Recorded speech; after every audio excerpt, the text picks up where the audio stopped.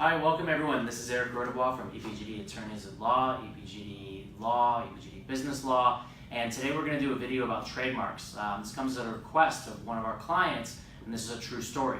So years and years ago, our clients started doing something, and they started selling one particular category of goods and service.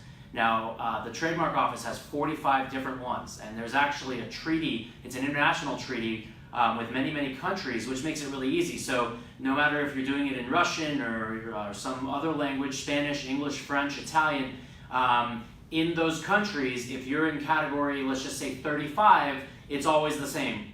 Okay, so it makes it a lot easier to transfer your trademark from country to country. Now that's not the purpose of this blog, video blog, because this client is trying to get a trademark registered here in the United States. So they've been in business for years and years, and all of a sudden, and we'll just call them XYZ, okay? So XYZ is selling, let's say, linens, the raw material that goes into clothing. And so they're selling linens under the name XYZ. They've never registered their trademark, but they've been in business for a long time, like since the 90s.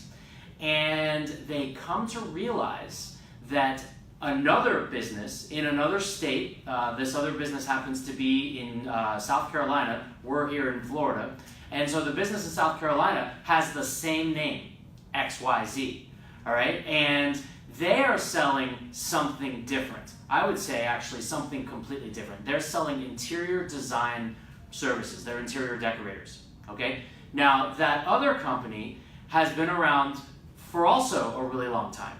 However, they never registered their trademark either. So neither company has registered their trademark.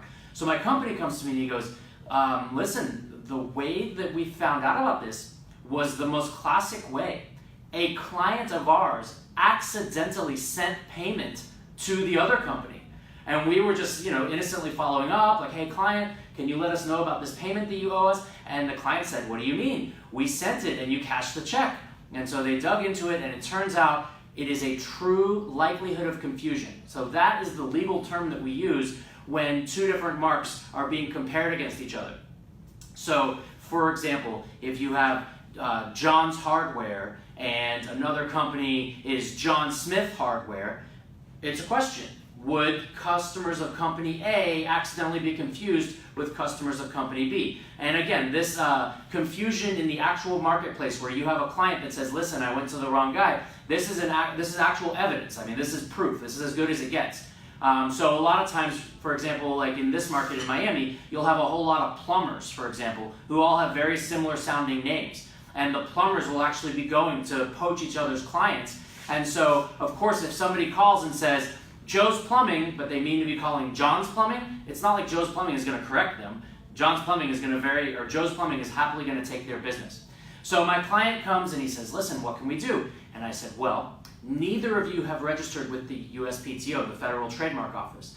So when we do that application, they're going to ask us a series of questions. The first question is, when did you start using your mark? Now, just as a side note, you can actually file a trademark application when you haven't even started yet. And sometimes people will do that just to know that they can build the brand. Well, in this case, they've been building the brand for 20 plus years. So when did you start using it? Now that date of first use is very important. Number two, they're gonna ask you, what is it that you're selling? What of those 45 goods and services on that list, the international treaty, they call it the Nice Agreement, what are those on that list? Now the Trademark Office is actually gonna charge you a filing fee per category, per application. So my client says to me, well, we've got this really great logo, and we've also got our name, and the name is actually incorporated into the logo. Do I need to do both? And I said, well, do you ever use the logo apart from the name? They go, yeah, sometimes we use it like on our website, on our invoices. I'm like, okay, so then you should probably do both applications because the logo itself might have its own notoriety. That's the word we use in trademark law. So when we do that application, now the trick is the Trademark Office is only going to be searching for other trademarks with the same or similar name in the same or similar categories. So you could have a company XYZ that sells beer and a company XYZ that sells tutoring services, and theoretically the Trademark Office is not going to find a conflict there because an average consumer would be unlikely to confuse a brewery with a bunch of tutors, just as a bad example. All right, so then he goes, well then is that all I need to know? I'm like, well no, because there is actual proof of confusion in the marketplace. So there might be an argument that even though you guys are in different categories, that you guys overlap too much, that one of you has rights over the other. Now this gets really tricky. Did the other company start before you guys? Now if you guys are first, you should have more rights. But after 5 years, there's what's called the idea that you've gained notoriety, whether you register or not. So the other side might say, well listen, maybe we don't get to register our trademark also, but you can't come to South Carolina and sell the fabrics because our customers already associate our name with us. Listen, long story short, this is a very complicated area. The good news is we think we have some solutions for our client. So for all of you out there that have been sitting on a brand that you've been building for 20 years, make sure that somebody else isn't accidentally stealing your clients. This is Eric Rodobois from EPGD Law. Thank you.